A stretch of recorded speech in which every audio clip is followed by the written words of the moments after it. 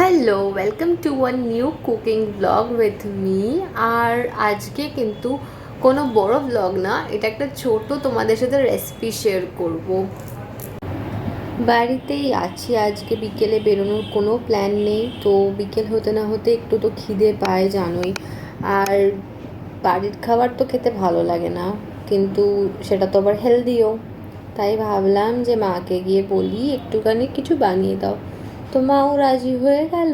আর আমরা ডিসাইড করলাম এখন আমরা ড্রামস অফ হেভেন বানানো হবে। তো এবার যাবো নিচে, রেসিপিটাও তোমাদের সাথে শেয়ার করব। মা যেটা যেরকমভাবে বানাবে সবটা তোমাদেরকে দেখিয়ে দেবো। তো চলো এখন যাওয়া যাক আর ড্রামস অফ হেভেন একসাথে বানানো যাক। এখানে ড্রামস্টিক বানানোর জন্য আমি লেগ পিসগুলো নিয়ে নিয়েছি। এটার মধ্যে আদা রসুন বাটা আর কাঁচা লঙ্কা দিয়ে প্রেশার কুক করে নেব 6টা মতন হুইসেল অবধি। আর তার সাথে আমি 3টে আলুও দিয়ে দেবো, সেটাকেও আমি বয়েল করে নেব, একটু বড় সাইজের আলু। তারপর যখন এটা বয়েল হয়ে যাবে এটাকে ভালো করে শ্রেডেড চিকেন করে নিতে লাগবে, একদম ছাড়িয়ে। আর বোনগুলোকে কিন্তু ফেলা যাবে না, রেখে দেবে। সেটার একটা ভালো পেস্ট বানিয়ে নিয়ে তার মধ্যে কুচো পেঁয়াজ আর বয়েল আলুটা ম্যাশড করে দিয়ে দেব। দিয়ে আবারও আদা রসুন বাটা একটু বেশি পরিমাণে, তার সাথে কিন্তু কাঁচা লঙ্কা বাটাও দিতে লাগবে। ঠিক আছে, এগুলো সব প্রায় 1 টেবিল স্পুন মতন দিতে লাগবে। আর তারপরে লাস্টে দিতে লাগবে কিন্তু অরিগ্যানো, একটুখানি একটা ভালো ফ্লেভার আসবে এটার মধ্যে। তারপর দিতে লাগবে 1 টেবিল স্পুন মতন সল্ট।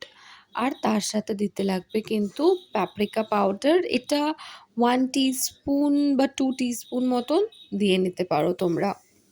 আর কিন্তু লাস্টে দিয়েছিলাম আমি গোলমরিচের গুঁড়ো 1.5 টিস্পুন মতন, তাতে কি একটা স্পাইসেরও স্বাদ থাকবে।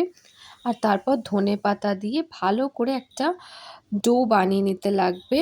আর তারপর লাস্টে আমরা করেছিলাম এই কিউব চিজগুলোকে ভালো করে গ্রেট করে নিয়েছিলাম।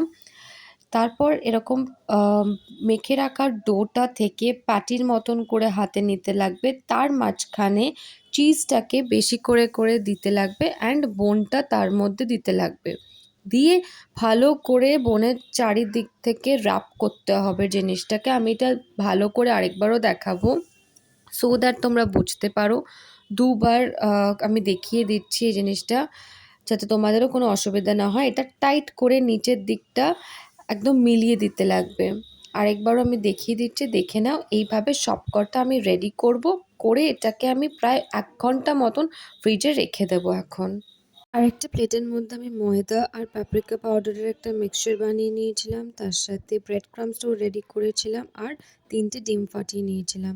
এরপরে চিকেনের লেগ পিসগুলোকে ময়দায় কোট করে রাখবো সবকটা একসাথে 15 মিনিট মতন রেস্টে দিয়ে। তারপর এটাকে আমি আবার ডিমের মধ্যে কোটিং করব। ডিমের মধ্যে কোটিং করার পরে ব্রেড ক্রাম্বসটা স্প্রেড করে দেবো। এক হাত দিয়ে ওয়েট জিনিসটা ধরবে, আরেক হাত দিয়ে ব্রেড ক্রাম্বসটা ইউজ করবে, তাতে কি জিনিসটা কম নষ্ট হয়। এইভাবে আমি প্রত্যেকটা লেগ পিস ভালো করে কোটিংটা করে নেব। কোটিং করে নিয়ে 30 মিনিটস মতন রেস্ট করব। তারপরে এগুলোকে ফ্রাই করার জন্য নিয়ে যাব। আর এবার চিকেনটা সাদা তেলে ফ্রাই করে নিতে হবে। শ্যালো ফ্রাই ফার্স্টে করব, তারপর ডিপ ফ্রাই করব। এটা কিন্তু দুবার করে ফ্রাই করে নিতে, একটু উল্টে পাল্টে করে ভালো করে ফ্রাইটা করতে হবে, ঠিক আছে, যাতে প্রত্যেকটা সাইডই ফ্রাই হয়। এই যে আমার ড্রামস অফ হেভেন কিন্তু রেডি হয়ে গেছে। তোমরাও বাড়িতে রেসিপিটা ট্রাই করো আর আমাকে কমেন্টে জানিও তোমাদের কেমন লাগলো। Bye bye.